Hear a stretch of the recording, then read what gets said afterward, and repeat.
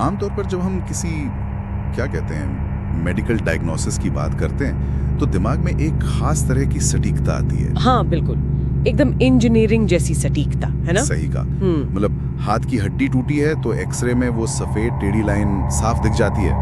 Doctor बस उंगली रखकर कह देते हैं कि भाई समस्या यहाँ है। सफेद और काला, कोई बीच का रास्ता नहीं, कोई धुंधलापन नहीं। हाँ, और ये स्पष्टता हमें तसल्ली देती है। लेकिन लेरॉय फाउलर के केस की कोर्ट फाइल्स, गवाहों के बयान और मेडिकल रिपोर्ट्स खंगालते हुए वो एक्सरे मशीन पूरी तरह से फेल हो जाती है। बिल्कुल फेल हो जाती है, क्योंकि जब आप इंसानी मनोविज्ञान, सालों पुरानी ईर्ष्या और एक रहस्यमयी मेडिकल इमरजेंसी को मिलाते हैं तो जो तस्वीर बनती है वो भयानक रूप से धुंधली होती है। असल में आज की इस गहन चर्चा का हमारा मुख्य उद्देश्य लेरॉय फाउलर की हत्या के मामले में जूडी चर्च को दोषी ठहराने वाले फोरेंसिक और मनोवैज्ञानिक सबूतों की परतों को खोलना है। ये मामला सिर्फ इस बारे में नहीं है कि हत्या किस हथियार से हुई, बल्कि इस बारे में है कि कातिल ने उसे काम करते हुए कितनी शांति से देखा। देखिए, इस केस की सबसे डरावनी बात यही है, इसमें मेडिकल साइंस की जटिलता और इंसानी दिमाग का सबसे स्याह कोना दोनों एक साथ टकराते हैं। और मैं श्रोताओं को याद दिला दूं कि हमारी ये पूरी चर्चा पूरी तरह से उपलब्ध स्रोतों जैसे कि कोर्ट रूम की कार्यवाहियों और मेडिकल रिपोर्ट्स पर आधारित है। हम यहाँ किसी भी पक्ष का समर्थन नहीं कर रहे हैं, बल्कि केवल तथ्यों का निष्पक्ष विश्लेषण कर रहे हैं। एकदम सही। अदालत में जो सबूत पेश किए गए वे सिर्फ एक अपराध की कहानी नहीं कहते, बल्कि ये बताते हैं कि जब नफरत एक हद पार कर जाती है तो वो कैसे एक धीमे जहर में बदल जाती है। लेरॉय फाउलर, जो कुछ ही दिनों में 55 साल के होने वाले थे, उनकी हालत बहुत खराब थी। हाँ, वैसे तो वे पिछले कुछ हफ्तों से रुक कर बीमार पड़ रहे थे, लेकिन उस सुबह लक्षण बहुत ही अजीब और गंभीर हो गए थे। मतलब वे लड़खड़ा रहे थे, नाक से खून बह रहा था और ऐसा लग रहा था जैसे उनका दिमाग शरीर का साथ छोड़ चुका हो। सुबह 8:02 पर उनके साथ रहने वाली उनकी 64 वर्षीय गर्लफ्रेंड जूडी चर्च ने 911 पे कॉल किया और यहीं से डॉक्टरों की आंखों में धूल झोंकने का खेल शुरू होता है। जूडी ने जो 911 ऑपरेटर और घर पहुंचे पैरामेडिक्स को बताया, वो भ्रम पैदा करने की एक बहुत ही सोची समझी रणनीति थी। अच्छा, उसने क्या कहा था? उसने लगातार उनके दिमाग में अलग अलग थ्योरीज डालनी शुरू कर दी। उसने कहा कि लेरॉय ने शायद परकेसेट का ओवरडोज ले लिया है। बाप रे, परकेसेट है? हाँ। फिर थोड़ी देर में बोली कि शायद उसने कोकीन सूंघ लिए। फिर अचानक कार्बन मोनोऑक्साइड का जिक्र करने लगी और हद तो तब हो गई जब उसने कहा कि शायद घर के बेसमेंट में चूहों के मल के संपर्क में आने से ऐसा हुआ है। चूहों का मल? मतलब ये तो बिल्कुल एक बायोलॉजिकल कंप्यूटर वायरस जैसा था। Computer virus? हाँ, एक ऐसा वायरस जो किसी मीठे ड्रिंक के भेष में शरीर के सिस्टम में घुस गया और धीरे धीरे एक एक करके सारे अंगों को शट डाउन करने लगा। बाहर बैठे डॉक्टर हार्डवेयर की खराबी ढूंढते रह गए क्योंकि उन्हें गलत जानकारी फीड की जा रही थी। ये एक बहुत ही सटीक तुलना है। असल में शुरुआती घंटों में डॉक्टरों के लिए असली बीमारी पकड़ना इसलिए भी लगभग नामुमकिन था क्योंकि लेरॉय के शरीर में जो रसायन था, एथिलीन ग्लाइकॉल, है ना? जी हाँ, एथिलीन ग्लाइकॉल, जो आमतौर पर गाड़ियों के एंटीफ्रीज में इस्तेमाल होता है। ये रसायन तुरंत कोई अलग सा लक्षण नहीं दिखाता। तो इसके शुरुआती लक्षण कैसे होते हैं? जब ये जहर शरीर में जाता है तो शुरुआती लक्षण बिल्कुल ऐसे होते हैं जैसे किसी ने बहुत ज्यादा शराब पी ली हो। इंसान लड़खड़ाता है, जुबान लड़खड़ाती है, उल्टी आती है। तो इमरजेंसी रूम में डॉक्टरों को यही लगा होगा कि ये कोई साधारण नशे का ओवरडोज है, जैसा कि जूडी बता रही थी। बिल्कुल। और एथिलीन ग्लाइकॉल की सबसे खतरनाक बात इसका मेटाबॉलिज्म है। ये जहर खुद किडनी को नहीं मारता। तो फिर नुकसान कैसे होता है? होता क्या है कि जब लिवर इस रसायन को तोड़ने की कोशिश करता है तो वो इसे ऑक्सैलिक एसिड जैसे बेहद जहरीले बायो प्रोडक्ट्स में बदल देता है। ये एसिड किडनी के अंदर जाकर कैल्शियम ऑक्सैलेट के क्रिस्टल बन जाते हैं। क्रिस्टल मतलब ठोस टुकड़े? हाँ, आप कल्पना कर सकते हैं कि किडनी के नाजुक टिश्यूज के अंदर छोटे छोटे कांच के टुकड़े भर गए हों। ये सुनकर ही दर्द होता है। ये एक अपरिवर्तनीय नुकसान है। 11 नवंबर को अस्पताल पहुंचने के बाद भी डॉक्टरों को ये समझने में कई दिन लग गए कि वो एंटी फ्रीज पॉइजनिंग से लड़ रहे हैं। और तब तक बहुत देर हो चुकी थी। हाँ, तब तक जहर अपना काम कर चुका था। 13 नवंबर तक लेरॉय का ब्रेन काम करना बंद कर चुका था। वो ब्रेन डेड हो गए थे और अंततः उन्हें लाइफ सपोर्ट से हटाना पड़ा। बाप रे। जब डॉक्टरों को आखिरकार पता चला कि ये एथिलीन ग्लाइकॉल है, तो केस तुरंत एक मर्डर इन्वेस्टिगेशन में बदल गया। सवाल ये था कि ये जहर लेरॉय के शरीर तक पहुंचा कैसे। सही बात है। फिर पुलिस ने घर की तलाशी ली। घर की हालत बहुत खराब थी। चारों तरफ गंदगी और अस्त-व्यस्त सामान था। हाँ, और मैंने पढ़ा है कि रसोई के काउंटर पर उन्हें रेनेक्स नाम के एक सफाई उत्पाद की बोतल मिली थी। जी, रेनेक्स, जिसमें एक चमकीला नारंगी रंग का रसायन था। लेकिन गेम चेंजर सबूत कुछ और था। गेम चेंजर सबूत? वो पावरेट की बोतल है ना? यहाँ बात सच में बहुत दिलचस्प हो जाती है। बिल्कुल। पुलिस को एक साफ प्लास्टिक वाली पावरेट की बोतल मिली जिस पर फ्रूट पंच फ्लेवर का लेबल लगा था। कायदे से इसके अंदर का ड्रिंक लाल रंग का होना चाहिए था। लाल रंग का? लेकिन वो कैसा था? उस बोतल के बिल्कुल तल में थोड़ा सा चमकीला फ्लोरेसेंट नारंगी रंग का तरल पदार्थ बचा हुआ था। जब फोरेंसिक टीम ने उस नारंगी तरल की जांच की तो उसमें सीधे तौर पर एथिलीन ग्लाइकॉल की पुष्टि हो गई। पर एक मिनट, यहाँ एक बहुत बड़ी खटकने वाली बात है। अगर किसी ने एंटी फ्रीज के बारे में थोड़ा भी पढ़ा है तो वो जानता है कि इसका स्वाद भयानक रूप से कड़वा होता है। हाँ, बहुत कड़वा होता है। तो कोई इंसान इसे अनजाने में कैसे पी सकता है? भले ही वो किसी ड्रिंक में मिलाया गया हो, वो कड़वाहट तो छुप नहीं सकती। देखिए, ये वही सवाल है जो कोई भी सामान्य इंसान सोचेगा, लेकिन इसका जवाब लेरॉय की मेडिकल हिस्ट्री में छुपा था और अभियोजन पक्ष ने इसे अदालत में बहुत अच्छी तरह से समझाया। अच्छा, उनकी मेडिकल हिस्ट्री में ऐसा क्या था? लेरॉय को मीठी चीजें बहुत पसंद थी, लेकिन इससे भी ज्यादा अहम बात ये थी कि वो सालों से भारी धूम्रपान करता था और अतीत में कार्बन मोनोऑक्साइड पॉइजनिंग का शिकार भी हो चुका था। तो उसकी वजह से उसकी स्वाद लेने की क्षमता? हाँ, इन चीजों ने उसकी स्वाद और गंध पहचानने की क्षमता को लगभग खत्म कर दिया था। अभियोजन पक्ष का सीधा तर्क था कि जूडी इस बात को बहुत अच्छी तरह से जानती थी और उसने इसी कमजोरी का फायदा उठाया। और उस बोतल के माउथपीस पर मिले डीएनए ने तो जैसे इस पूरी थियोरी पर मोहर लगा दी। माउथपीस पर लेरॉय और जूडी दोनों के डीएनए मौजूद थे। सही कहा। मतलब जूडी ने उस बोतल को छुआ था और लेरॉय ने उसे पिया था। असल में डीएनए का मिलना अभियोजन पक्ष के लिए एक बड़ी जीत थी, लेकिन बचाव पक्ष के वकीलों ने इसे इतनी आसानी से नहीं जाने दिया।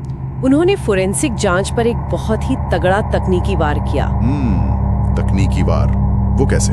मैसाचुसेट्स के कानून के तहत एंटी फ्रीज बेचने वाली कंपनियों के लिए उसमें डेनाटोनियम बेंजोएट नाम का एक कड़वा करने वाला रसायन मिलाना अनिवार्य है। डेनाटोनियम बेंजोएट? हाँ, ये दुनिया का सबसे कड़वा रसायन माना जाता है ताकि कोई बच्चा या जानवर इसे गलती से न पी ले। तो बचाव पक्ष की दलील क्या थी कि लेरॉय को वो कड़वाहट महसूस क्यों नहीं हुई?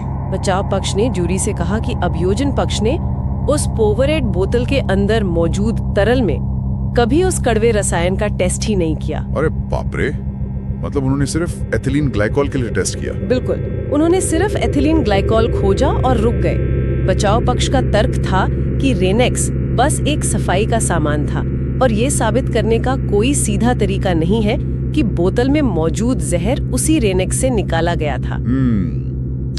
कानूनी नजरिए से देखा जाए तो बचाव पक्ष की ये दलील काफी स्मार्ट थी। उन्होंने फोरेंसिक सबूतों में संदेह का एक छोटा सा बीज बोने की कोशिश की। हाँ, वो उनका काम है। लेकिन मुझे लगता है कि जब बात इस प्रेम त्रिकोण की डायनामिक्स और जूडी के क्या कहें भावनात्मक जहर पर आई तो वो संदेह ज्यादा देर टिक नहीं सका। बिल्कुल नहीं टिक सका। मतलब 64 साल की जूडी जो एक रिटायर्ड स्कूल टीचर थी और बारबरा रैंडल जो एक सलून में काम करती थी, इन दोनों के बीच पिछले 6 सालों से लेरॉय को लेकर जो खींचतान चल रही थी वो किसी भी थ्रिलर फिल्म से ज्यादा डरावनी है। बारबरा की गवाही ने कोर्ट रूम में जूरी के सामने इस रिश्ते की पूरी तस्वीर बदल कर रख दी। लेरॉय लगातार इन दोनों महिलाओं के बीच झूलता रहता था।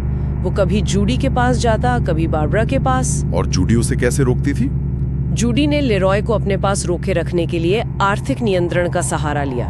उसने लेरॉय के लिए एक ट्रक खरीदा, 2 भारी भरकम मोटरसाइकिलें खरीदी और फ्लोरिडा में एक घर भी लिया। देखिए, ये प्यार तो बिल्कुल नहीं था। ये किसी इंसान को खरीदने और उसे पूरी तरह से अपनी मुट्ठी में रखने की एक हताश कोशिश थी। सही बात है, वो इसे फाइनेंशियली कंट्रोल कर रही थी। और जब बारबरा ने कोर्ट में उन दोनों के बीच होने वाली बातचीत का खुलासा किया तो अदालत में सन्नाटा छा गया होगा। बारबरा जानबूझकर जूडी को ताना मारते हुए दादी कहकर बुलाती थी। हाँ, दादी। और इसके जवाब में जूडी बारबरा के लिए इतने भद्दे और आपत्तिजनक शब्दों का इस्तेमाल करती थी जिन्हें हम यहाँ दोहरा भी नहीं सकते। ये सिर्फ जलन नहीं थी, ये एक गहरी खोखली कर देने वाली असुरक्षा थी। और ये असुरक्षा तब एक हिंसक जुनून में बदल गई जब लेरॉय ने एक दिन बारबरा को शादी के लिए प्रपोज कर दिया। अच्छा, शादी के लिए प्रपोज कर दिया? हाँ, बारबरा ने प्रपोजल तो मान लिया, लेकिन उसकी एक शर्त थी। लेरॉय के सीने पर जूडी नाम का एक टैटू था। बारबरा ने कहा कि शादी से पहले ये टैटू हटना चाहिए। और लेरॉय ने वो टैटू हटवा दिया? जी, लेरॉय ने वो टैटू हटवा दिया। बाप रे। अगर हम इसे बड़ी तस्वीर से जोड़कर देखें तो सोचिए, जब जूडी को ये पता चला होगा कि उसके पैसे से पलने वाले इंसान ने अपनी छाती से उसका नाम मिटा दिया है, तो उसके दिमाग में क्या चल रहा होगा? उसका गुस्सा 7वें आसमान पर होगा। बिल्कुल। उसने एक पुराना मोजा लिया, उससे एक वुडू डॉल बनाई, उस पर बारबरा का नाम लिखा और उसमें पिन चुभाना शुरू कर दिया। लेरॉय के बेटे ने गवाही दी कि वो उस गुड़िया को पूरे घर में गुस्से में इधर उधर फेंकती रहती थी। देखिए, कानूनी तौर पर वुडू डॉल बनाना कोई जुर्म नहीं है। बचाव पक्ष ने कहा भी कि ये 2018 की पुरानी बात है। हाँ, बचाव पक्ष तो यही कहेगा। लेकिन मनोवैज्ञानिक तौर पर ये जूडी को ये दिखाने के लिए काफी था कि जूडी का गुस्सा कितना बेकाबू हो चुका था। वो सिर्फ दुखी नहीं थी, वो बदला लेना चाहती थी। और यहीं से ये मामला ईर्ष्या से आगे बढ़कर प्रीमेडिटेशन यानी एक एक सोची समझी हत्या की साजिश की तरफ मुड़ जाता है। ये रातों रात नहीं हुआ। मृत्यु से कुछ हफ्ते पहले ही लेरॉय को अपनी जान का डर सताने लगा था। बिल्कुल। अक्टूबर में उसने अपने सौतेले बेटे माइकल और बेटे लेरॉय जूनियर को अलग ले जाकर कुछ बहुत ही खौफनाक बातें बताई थी। क्या बताया था उसने? लेरॉय ने अपने परिवार से शिकायत की थी कि उसे सांस लेने में तकलीफ हो रही है, पूरे शरीर में सूजन आ गई है और उसे लगातार चक्कर आ रहे हैं। जो कि जहर के लक्षण हो सकते हैं। हाँ, लेकिन सबसे परेशान करने वाली बात ये थी कि उसने साफ शब्दों में कहा, मुझे शक है कि जूडी मुझे जहर दे रही है। उसने एक पैटर्न नोटिस किया था। कैसा पैटर्न? जब भी वो घर पर होता उसकी तबीयत बिगड़ने लगती, और जब वो काम के सिलसिले में या किसी वजह से घर से दूर जाता तो वो बिल्कुल ठीक महसूस करने लगता। ये कितना भयानक एहसास है कि जिस छत के नीचे आप सो रहे हैं वहीं आपको धीमा जहर दिया जा रहा है। और जब परिवार ने जूडी से इस बारे में पूछा, जूडी ने बड़ी सफाई से इसे खारिज कर दिया। उसने लेरॉय के शक को एक मजाक का नाम दे दिया।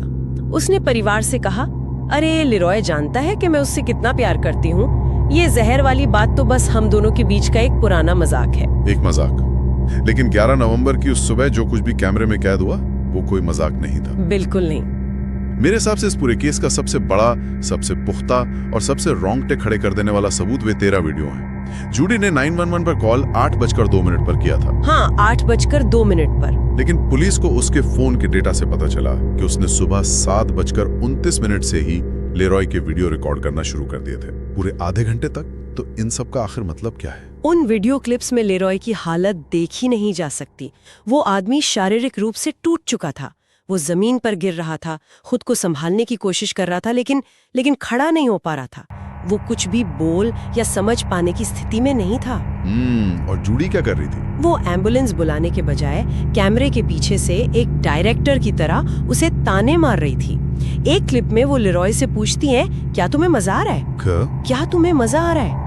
जब आपका पार्टनर मौत के मुहाने पर हो और आप मदद करने के बजाय उसका वीडियो बना रहे हो, ये किस तरह की मानसिकता है? ये बेहद क्रूर मानसिकता है। अदालत में जूरी ने जब ये वीडियो देखे होंगे तो उनका क्या रिएक्शन रहा होगा? यही वो बिंदु था जहां बचाव पक्ष का पूरा केस ताश के पत्तों की तरह ठह गया।